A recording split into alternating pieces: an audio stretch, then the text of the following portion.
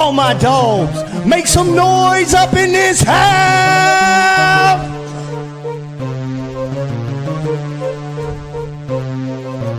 Who is in the house? Who is in the house? It's the gangster of destruction, so you know what's going down. And when the drive-by's coming, then you better hit the grind, cause when your body hits the canvas, then your ass is knocked out.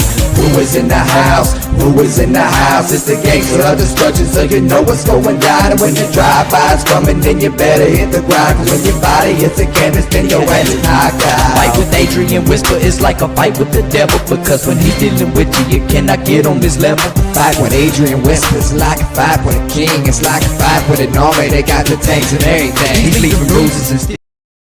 Good evening, everybody. This is your host, Huge Pop on Huge Pop Entertainment. With us tonight is an XIW problem causer. He is a uproarer. He is the man that will do nothing but beat your ass. He's the Bama badass, Bubbah Shaddoxx. Welcome to the show. I love your Sal Del Torre hat. Love it. Hell yeah. Gotta represent the family.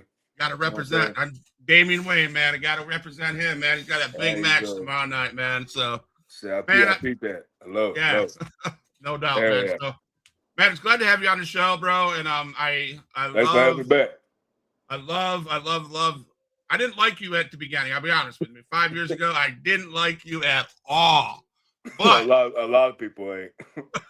But I understand the heel. I understand the energy that you bring. I understand your vision of your purpose of what you want to succeed in the wrestling profession. And I really honestly understand that your uncle is Adrian Whisper, and what better person to learn from than Mr. Whisper, right? So anyway, tell me, Bubbah, I know this is a stupid question, but what was it like for you to be a fan of the business before you got into the business, man?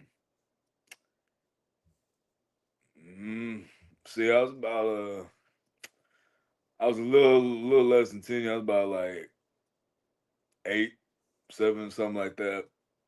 Getting around to it. My cousin, it was a cousin of mine who used to babysit me, and he brought around VHS tapes, and then this was a cousin from another side of the family, not my uncle's. All right. And I seen old VHS tapes, and I got addicted instantly. And but my mom wanted to keep me from it, so like when they stopped babysitting me, I kind of stopped watching for a little bit, and then right around 2002, 2003, something like that, when the Ruthless Aggression era kicked off. That's when I started really fucking watching, and I started grasping what the concept of wrestling was. Like, it wasn't just flashy characters and seeing moves. I was actually starting to comprehend what things meant and the significance, everything, it started clicking. And so yeah, I was heavy into it for a while, man. And it just followed me up until I finally found my foot in the door. So, so as a fan of the wrestling business, etc., I want to hit on one topic real quick before we get into your career and stuff. I see a lot on your Facebook. One of the greatest just retired. And you got a lot of heat because you posted some stuff. And man, the stuff you posted, I agree with. John Cena is one of the best of all times, one of the greatest of all times. Tell me about what John Cena means to you, and what has he done to how you do what you do in the ring? Well, a lot of people that I'm around, and a lot of the family members, they was more of they was into Rock and Stone Cold, and from there on, back up into the 90s and 80s, that's what they grew up with, and that's what they associated with. So, me coming up, in the Ruthless Aggression, like when it was starting to kick off, that's when, Cena, Randy Orton, Batista, you started having those guys coming up, and and I pivoted right, towards Cena, because I mean, he was obviously, a white dude that had a little bit of flair for, things that are associated with, black culture and shit. And speaking for me, being from a predominantly black populated town, I kind of resonated with that. You know what I'm saying? Yeah. Like I understood with that, and you get a lot of flack for being, you get a lot of heat for being that way. So Right. I kind of understood that, and he made it into something that was over, heavily over. Obviously, one of the goats, Right. and so that was an inspiration growing up. Like, oh man, I ain't got to change who I am. I could, Cena's kind of like that, even though he's from West Newbury, Mass. Not exactly a dangerous area. Right. Right. So did you watch that last match? What was your thoughts? Was it everything you thought it should be and wanted it to be? I'm with it. All right. I mean, I know a lot of people disagree with that, but I was okay with it because you know he was okay with letting go, and it was it was it was a moment of I'm ready, and I thought I thought it was beautiful. So Awesome. I mean, that's just where I am with it. All right. Cool. So now you mentioned it. You mentioned John Cena. Your uncle Adrian Whisper is in your life, and would you say Whisper was an inspiration watching him doing his thing, and then you coming under his wings? Will you talk about that connection? Yeah, okay, hell yeah. Well, thing is, my uncle didn't originally train me, and for a while I ain't worked for him. Um, my first year, and this is kind of a broken timeline, but when I first got into the business, it was through some backyard that nobody heard of. He was terrible. Nobody just, I mean, and I met him at a party, some party deep in the goddamn woods, and he was like, "Yeah, I can train you how to wrestle." And of course, me not fucking knowing how to get into the business and shit, Yeah. I'm like, "All right, man." Yeah. Um, because the reason why I didn't go to my uncle's because Mama, like I mentioned earlier, Mama wasn't the most supportive of me even watching, much less joining the business. And knowing that her younger brother could possibly get his nephew involved, that ain't sit well with her. So she kind of like made it. She kind of threw an ultimatum like our relationship ain't gonna be good if you ever allow him to train or come work for you. None of that. Okay. So I was kind of shit out of luck for a little while, All and right.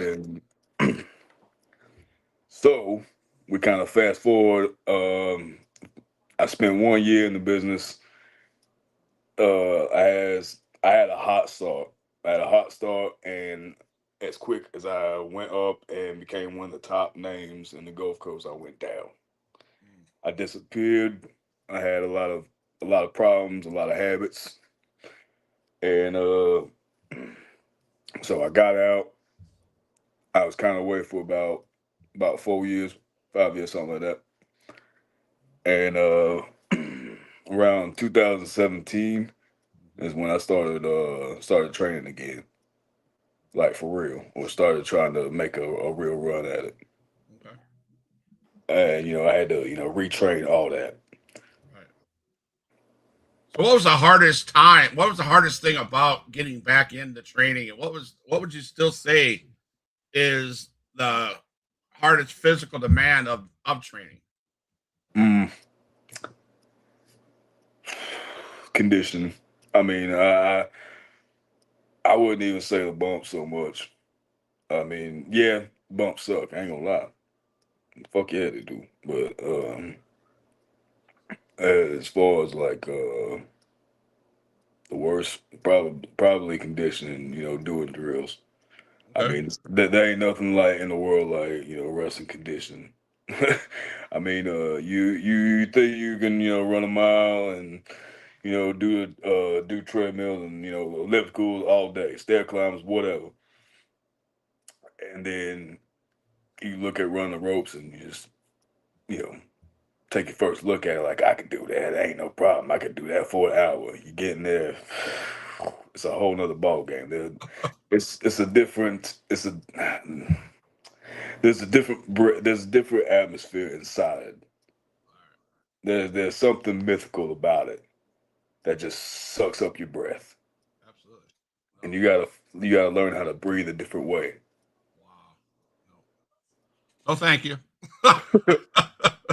I ain't no shape to do that. So I heard Um, this. Go ahead. well, and that was just like coming back into it first when I really wanted to challenge myself, and I went to Mexico in 2021. The altitude up there changed, Okay. like as far as like breathing habits and trying not to blow up. You think catching your breath and being able to function for 30 minutes down here is bad. Mexico, twice as worse. Really? Yeah, you will get blown up so quick. Damn. Damn. So training in Mexico definitely helped me to handle that down here. All right. So So there's a story I want to hear from you that all right. I was told might take up a lot of time. So can you tell us how you got your first pair of G strings to wrestle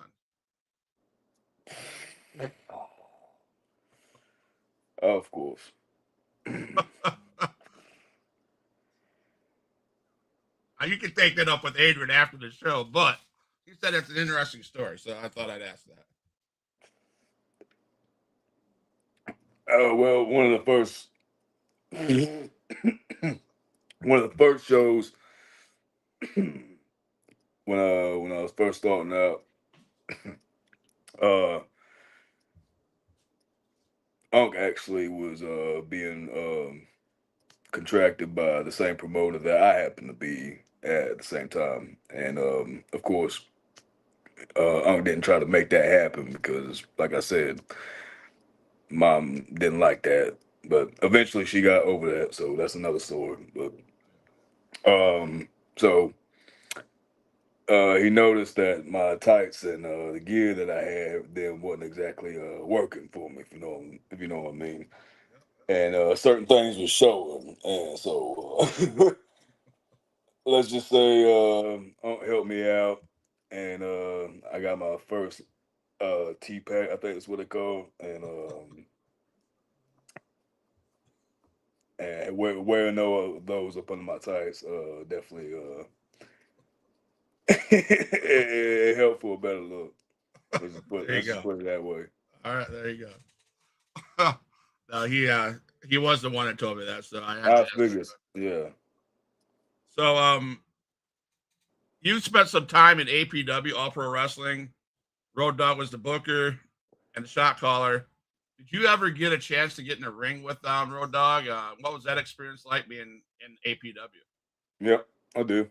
Um, I mean, it was alright. It was very, very, very simple. I mean, it's not like we got in there and had a Mac Classic or anything, but it was alright to get a little bit of experience on them. You know what I'm saying? Right. So, what, if anything, did you learn from the Road Dogg? Was it good? Did it help you launch yourself into the business? Oh, say it again. What did you learn from Road Dogg? Was it something? Did it help you launch into the business, or did he not teach you nothing worthwhile? No, no, no, no. It wasn't so much about in the ring. I got more experience and more knowledge from him and picking his brain whenever I was riding with him. Because Okay.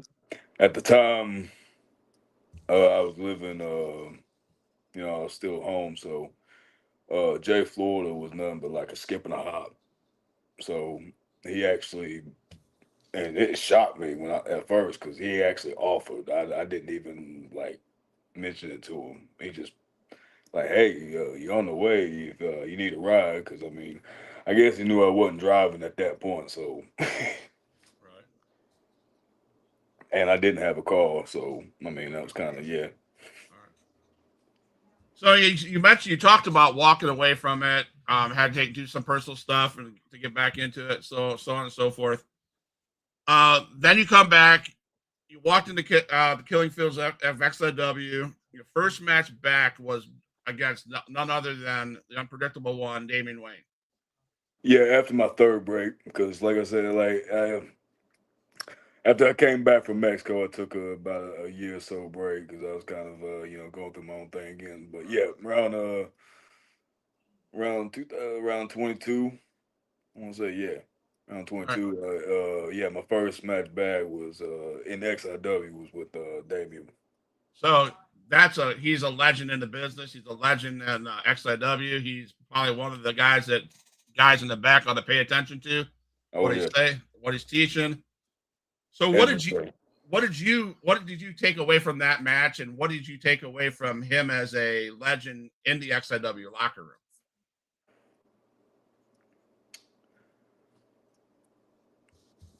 Great. If I had to say anything, is learning how to listen to him. And in fact, that's probably what has made me,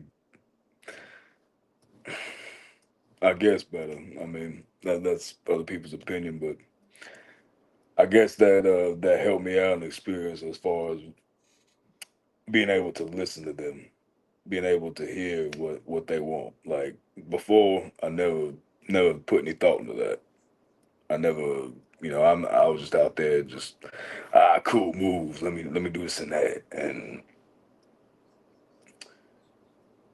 with him, I definitely took a minute to smell the roses, I guess. I mean, as old of a saying as that is, but for the first time before working with Damien, I was really starting to try to listen to him. Okay. Now, guys I mean, XIW is from Panama City Beach. Guys, whoever's watching, listening, if they're close to Panama City Beach, come on down to Killing Fields tomorrow night Oh, and see this yeah, young yeah, man right. right here, Bubbah Shaddoxx, and Chaos in the Cage, so on and so forth.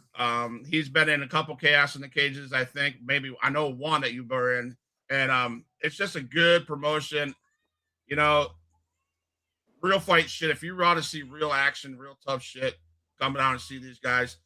This man, Bubbah Shaddoxx. One thing that's impressed me is your high energy, continuous, and you. I mean, when I get there early to set up the podcast, and you're in the ring, bouncing off the ropes like 100 miles an hour, and then there's one time a couple of shows ago you're doing this thing, and you rolled up into a headstand, and that to me I was like, holy shit. And then you got up and you whatever and walked away, and then you still came out and you put on a show. I just want to say, man, your energy, fan. I think your energy and your arrogancy and sometimes being an asshole is what turns fans onto you, I guess. And I think that's what you do. So do you live that way?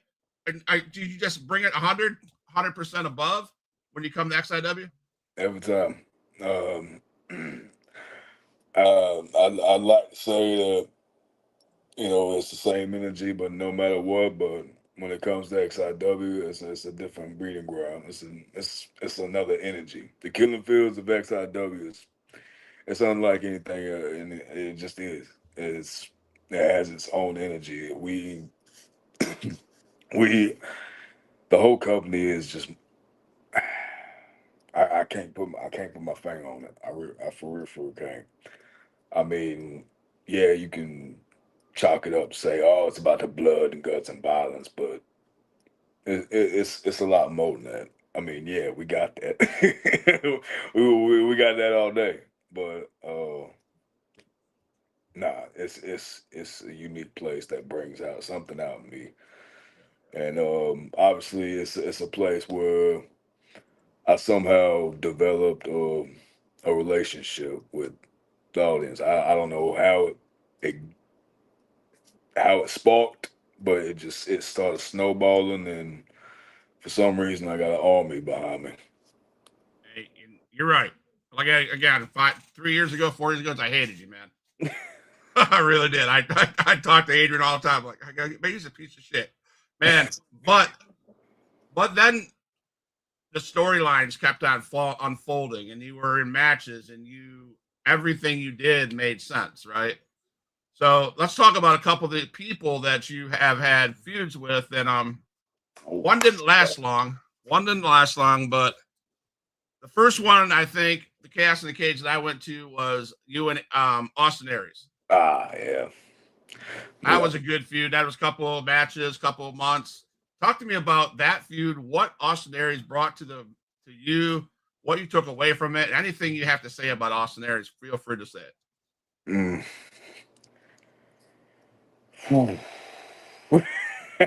Oh man. Go for it, man. And by the way, your unc's listening, and he said always bring the heat. Well, not everybody wants to let the guns go blazing. You know what I'm saying? Yeah. Let me say, I ain't gonna spark or further any rumors about what negative outlook that the IWC has got about Austin. You know what I'm Right. saying? I ain't gonna report on any of that. Okay. But what I can say is he upped my game. Um, I mean, what little I did learn from him, I mean, I'll take it with me. I mean, obviously, I felt we could have gotten a lot more out of what we had, but at the end of the day, certain people are in another stage in their life. You know what I'm saying? Where they ain't gonna give it they ain't gonna give it 100, and or might phone it in. So, you know what I'm saying? Yeah. It is what it is, man. But the cage match was a decent match. You know what I'm saying? It wasn't. I wouldn't say it was a 5-star by any stretch of the imagination, but Okay. shit, man, it is what it is. I mean, Good. at least there's something I can hang my hat on. You know what I'm saying? I'm the dude that Austin Aries never collected from. So There you go. on with it. It is what it is. Keep it pushing. All right. So Magnolia Championship Wrestling, MCW. Let's talk about two guys that you just recently faced, when Andreas and John Taylor. How did that? That's it. That was a couple. That was last week, right? Ye I think two weeks ago. So how was that? Do you have any major feuds with those guys? Did that squash it? What's going on with that? Squash. You know, the match I recently had with them, I ain't come out. I ain't come out the other side with the W. I mean, I eliminated one guy, but uh, I had this, sneaky son bitch, Ashton Blake, Ashton Blake. Okay. and he's a problem for me. Uh,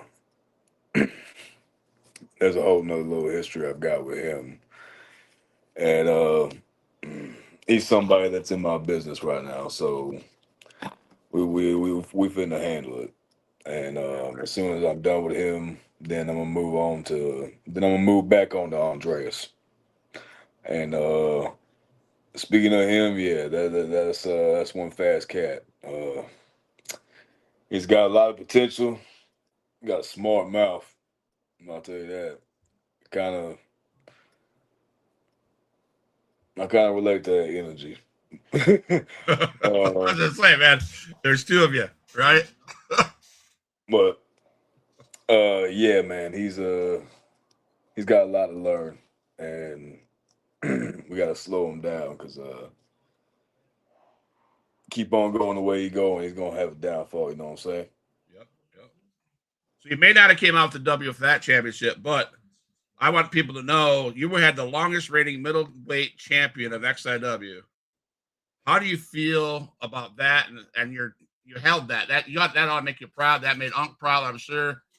Oh yeah, Man, that's why no, I applaud you for being the longest reigning middleweight champion. I really do. yes sir.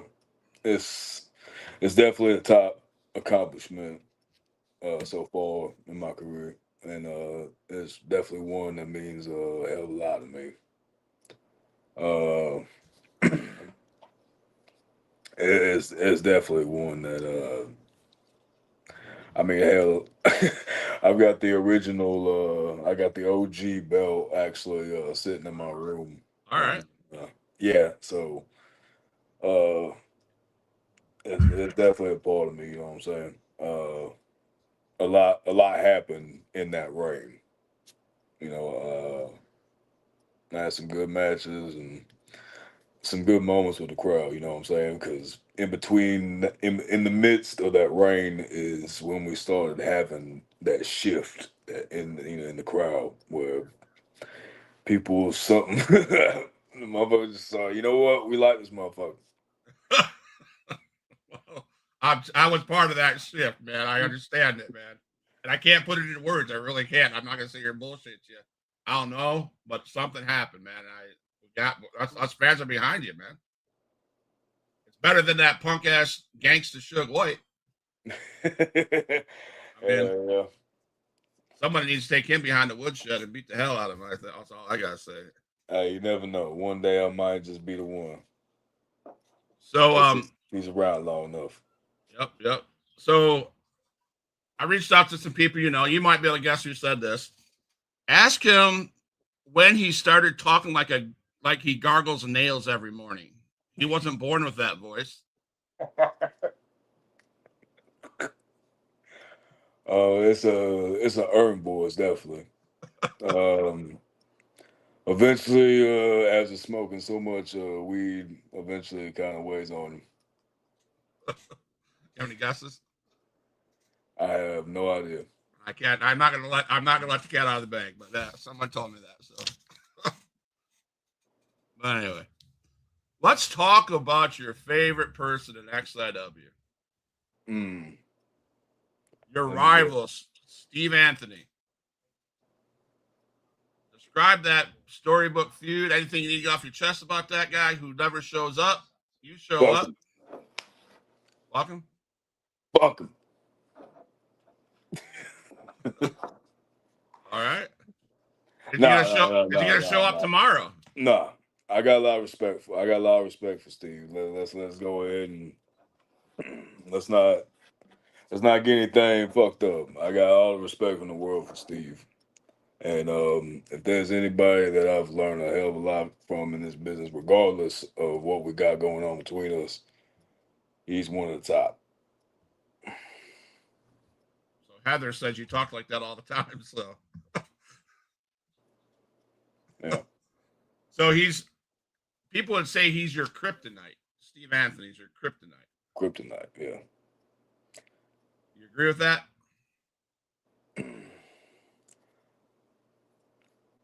Nah, I ain't trying to put any fake. I ain't trying to put any more water into that, any more weight into that.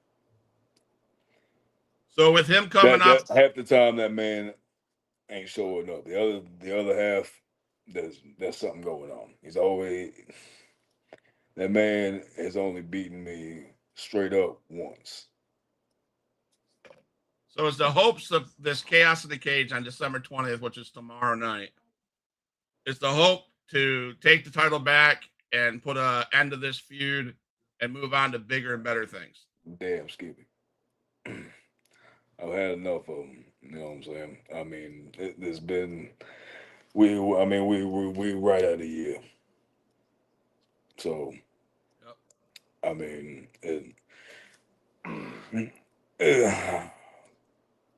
I'm gonna keep it a bug.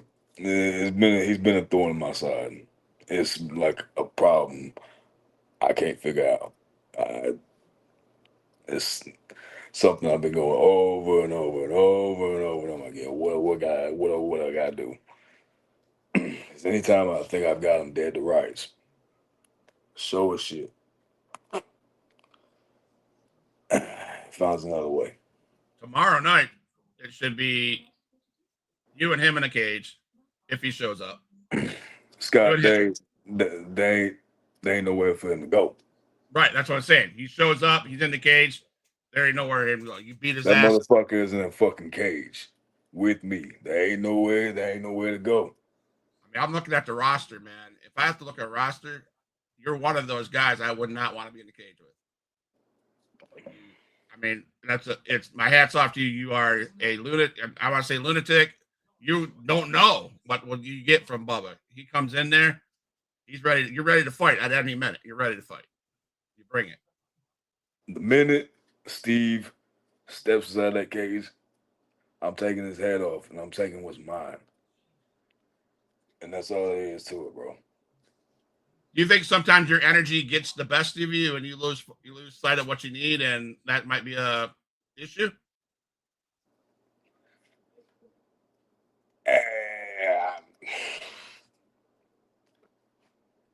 Maybe. I mean, I ain't gonna lie. I mean, if I had a cooler head, there's probably a lot more championships that I would probably have right now. So is Uncle Whisper in your ear? Give me some pointers. well, Unc's always in my ear. He's always in my ear with some idea or something. You know what I'm saying? Yeah. You can never shut him up. Nope. So what's your future goals, man? What's next after you beat Steve Anthony, get that title back? You have anybody in mind that you want to have challenge for that title? Ooh.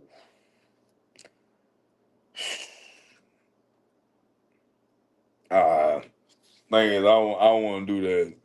I don't want to do that cliche indie bullshit and like go through a list, you know, and you feel. But How about this? Here's a different question: who in the XIW roster is deserving of a title shot? You got the question, okay?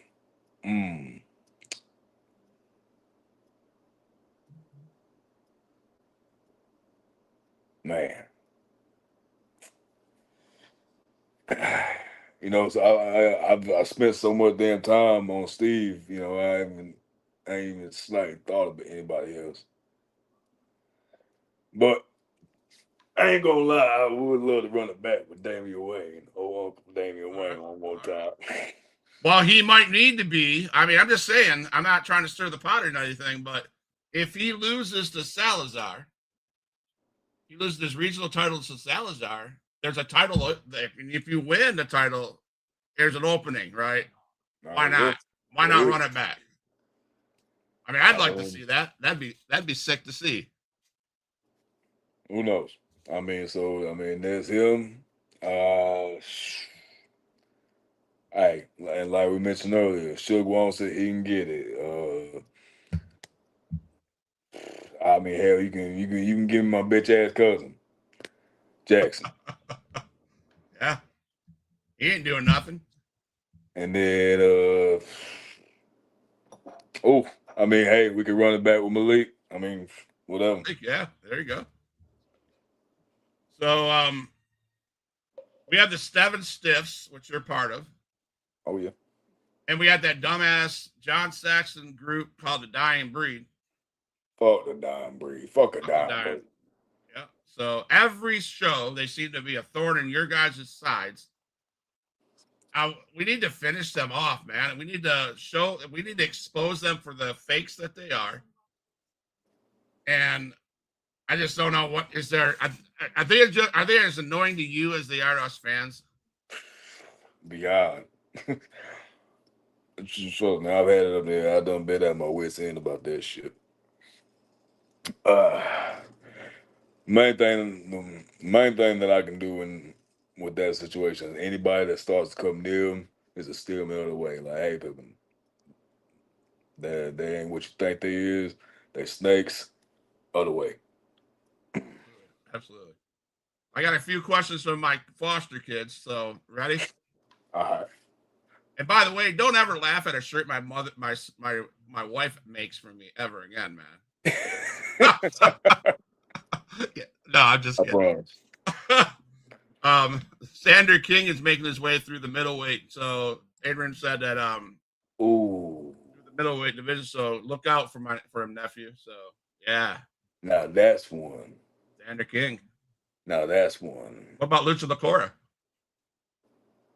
You know what? I never tangled with him, so I mean, I could go with him. I like Yeah, it. Shit. I mean that says a lot about XIW's middleweight division, man. You guys got a lot of talent, a lot of people out there. Yeah, I trust me. I know there's a target on. I know there's gonna be a target on my back as soon as I get that son bitch out of Steve's hands. right. I mean, I bet you walking out that ring, out that cage, there might be people ready to go. You know, so I know XIW well enough that you know. So I couldn't help but notice that some of your comments when I had Salazar and La Brava on the show.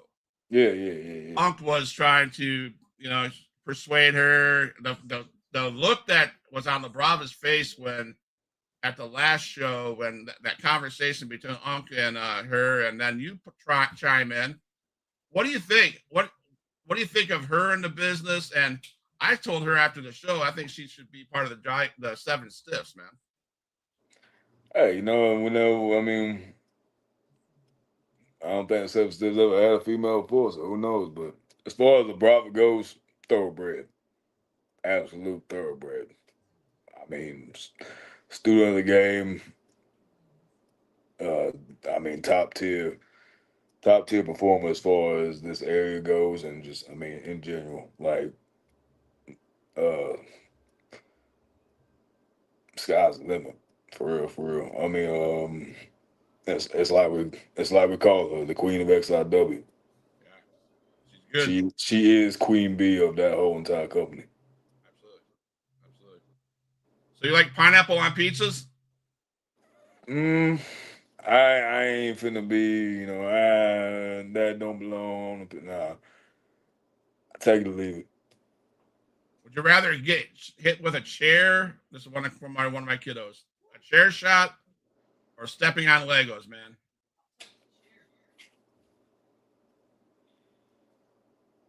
Mm.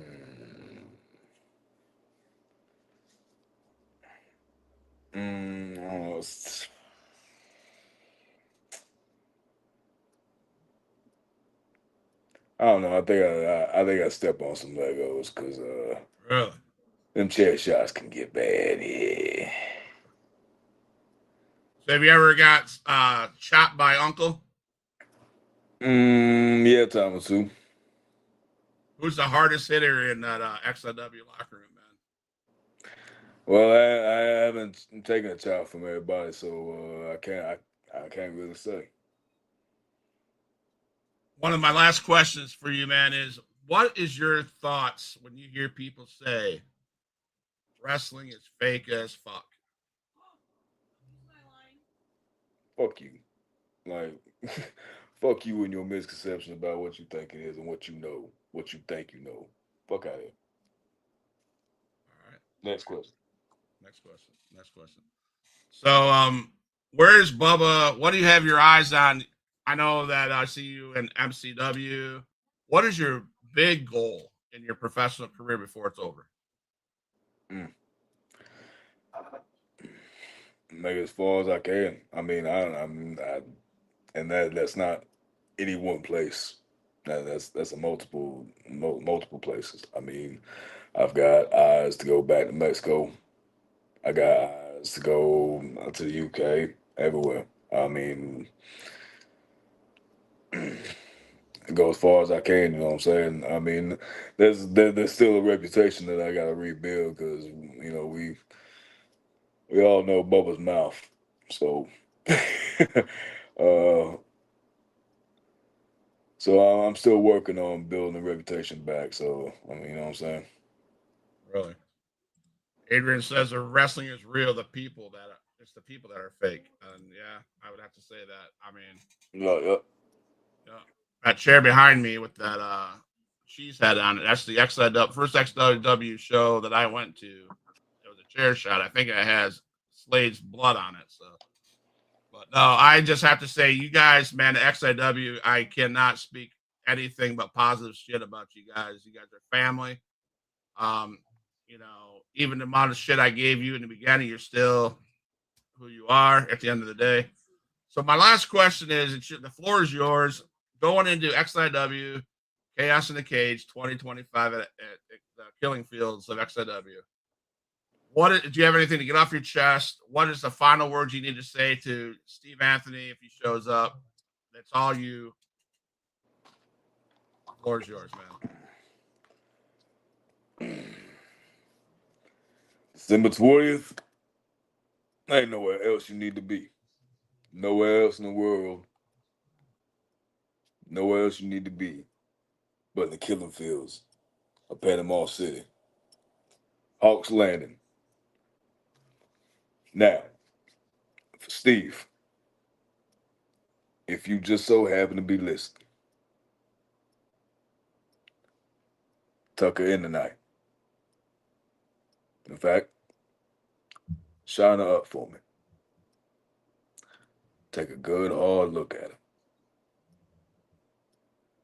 It's going to be the last night that you sleep with him. The last night. And congratulations. You done found the end of your career through me. I'm sorry, old Yeller, but I got to put you down. And that's it. Huge Pop Wrestling Entertainment. Come and join us at XIW Extreme Impact Wrestling, Chaos in the Cage, Bubbah Shaddoxx in a cage with Steve Anthony, Damian Wayne in a cage with Salazar, and there's other matches that are in the cage. Every title is in the cage. Every damn one of them. And I hope that guy that's on your head shows up. Oh, you know who he is? Shows out. Take care of business. And I'm excited to go there tomorrow night. It's Huge Pop, and we're for life. Don't go nowhere. All my dogs, make some noise up in this house.